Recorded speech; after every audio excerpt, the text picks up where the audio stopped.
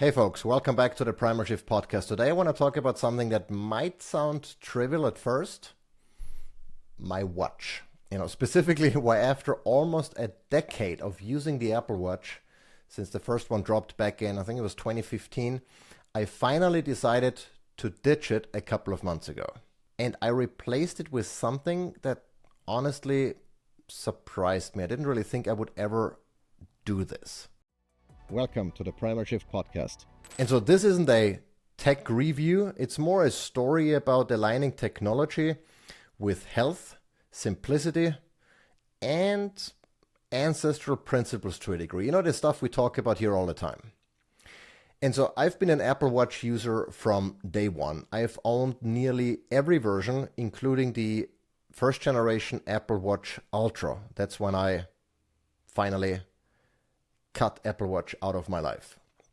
And I thought when I got the Ultra, that's gonna be the one, the ultimate wearable for active people.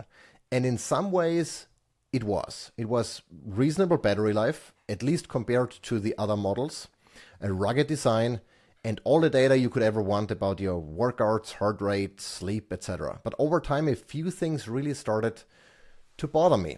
And the number one issue I had with the Apple Watch was EMF exposure. If you've been following me for a while, you know that I'm not anti-tech, but I'm pro-awareness. And once I realized that you could not turn off Bluetooth on the Apple Watch, that was a red flag. So whenever I set my Apple Watch to airplane mode or turn off the cellular service and Wi-Fi, I still got notifications in real time. And I'm like, how is that possible? And I realized that Bluetooth is still on. There was no toggle to turn off Bluetooth. I don't know if by now, it's been a while, Apple has added that feature, but at the time, Bluetooth could not be turned off on the Apple Watch. And so that means, my wrist, which sits close to a major artery and, the nervous system is constantly exposed to radio frequency radiation. And I'm not saying it's going to fry your brain or anything, but when you're trying to minimize unnecessary EMF exposure like I do, wearing a constantly connected device 24/7 makes no sense. The second problem was battery life. Even though the Apple Watch Ultra had much better battery life than the Series X at the time, and that's still the case, the Apple Watch Ultra, because it's bigger, has a larger battery, lasts longer. But I was still recharging or thinking about recharging it more often than I wanted to. Every couple of days I needed to recharge the Apple Watch. And if I forgot to plug it in and I went on a trip or whatever that took longer, I had to pack my charger, and I felt like, I constantly being tethered to the charger, almost like an invisible leash. And that's exactly the opposite of what I want from technology. So I finally said, okay, enough. I swapped out the Apple Watch Ultra for an analog watch. Simple, timeless, and beautifully disconnected. And I wore that analog watch for a couple of months. And at first, I felt really good with it.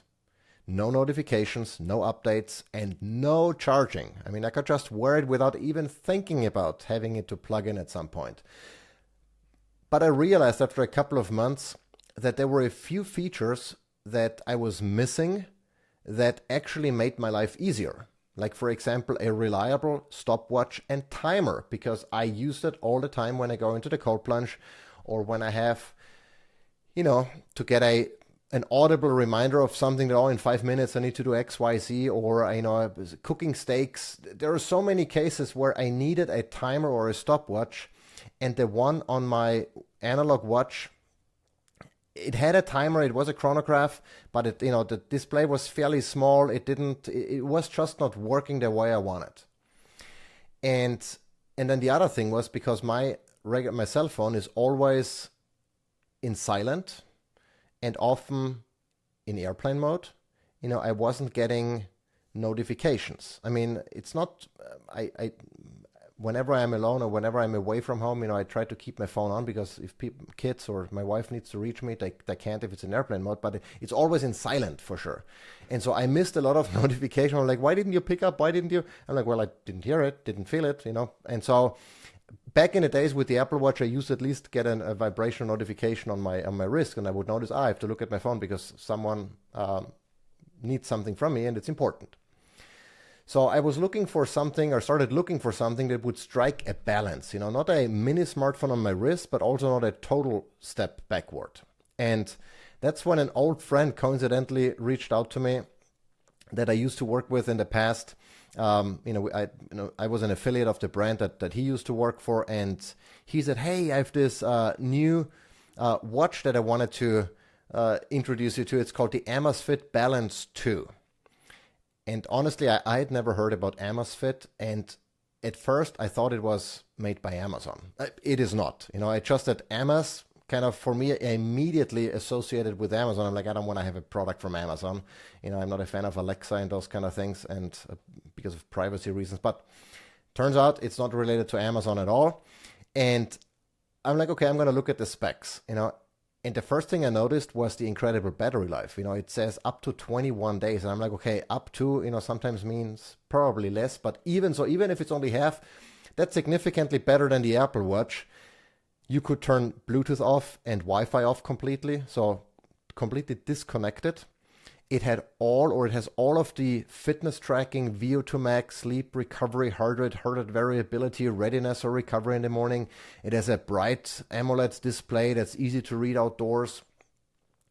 It's got a ton of really, really useful watch faces that show you the information you want to see. With the Apple Watch, since Apple was the only one, I think the only company being allowed to create watch faces, I never found the one that I truly wanted. There was always something missing.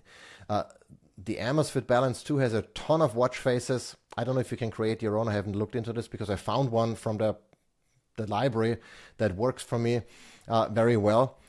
And I'm like, you know what? I'm gonna give this a try. And I've been using it now for a couple of months, and I have to say I absolutely love that watch. It's like the Apple Watch on steroids, but without the EMF baggage and the constant need to recharge it. The battery life is amazing. Now, the 21 days that the watch promises is if the display is not set to always on. I have mine always on because I want to see immediately, what the time is and all the information without having to tap it or anything, or maybe flick my wrist. So that reduced the battery life to practically, I think it's like 11 days, 12 days or so. I don't even pay attention to because I feel like I never have to charge it. Every once in a while, I sit at my desk. I'm like, you know what? I'm going to plug it in for an hour, and that is it.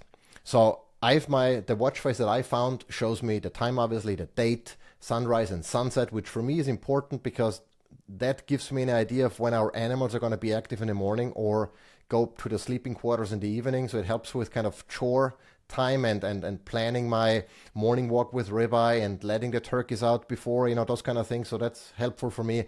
I can see the temperature, air pressure, elevation, steps, heart rate, calories, and battery life. All of this on a single, easily to read display. To me, it's amazing. And I'm like, why has Apple never, why have they not been able to come up with this? In addition to having that great battery life. And I'm going to be honest though, I use maybe 10% or less of the features that the watch has. I don't use it to its full capacity because I don't need to. For me, it's not a training buddy or anything. It has like Hyrox features and golf course maps and all kinds of stuff that I'm like, good that it has it, but I don't really need it. But the stuff that I need very often, like the stopwatch, the timer, the weather forecast, the sleep mode that dims the display, the do not disturb, being able to turn off Bluetooth quickly with just a flick. All of those things are immediately accessible. The battery lasts forever. It's easy to read. It looks nice. It has a sapphire glass that doesn't scratch easily. I mean, I haven't scratched it so far and I'm pretty rough with my stuff. So it comes with 2 silicone straps and a magnetic charger. And it retails for $299. That's significantly less than the Apple Watch Ultra. It's also, I guess the display is bigger. It looks more like a regular watch because it has a round case. I have to say, I love it. And I don't, up until my buddy reached out to me, I had never heard about Amazfit. And now I have, I have the watch, the Balance 2. They also sent me a strap, which looks like, the Whoop strap, but has the same, kind of capabilities. less expensive for that matter. But this watch does it all. I don't need a separate fitness tracker because this is a watch. It's a sleep tracker. It's a fitness tracker. It has all the information that I need. So it's, you know, all in one basically for $299, and I can even during the day turn off Bluetooth if I want to, if I don't want to receive notifications, and just have maybe the weather and stuff, you know, sync in the morning for a few minutes, you know, turn on Bluetooth, let the weather forecast sync in, let the, you know, sunrise, sunset, all of that stuff gets updated. Then I can turn off Bluetooth and I'm, you know, not exposed to any EMFs, but I still have all the capabilities. This thing even has a voice assistant like Siri, but better. And it worked. The other day I'm like, you know, start a timer, and flawlessly, immediately worked very quickly. I really like it now. I don't use that, you know, on a daily basis. I typically don't because everything is so easily accessible just with a swipe.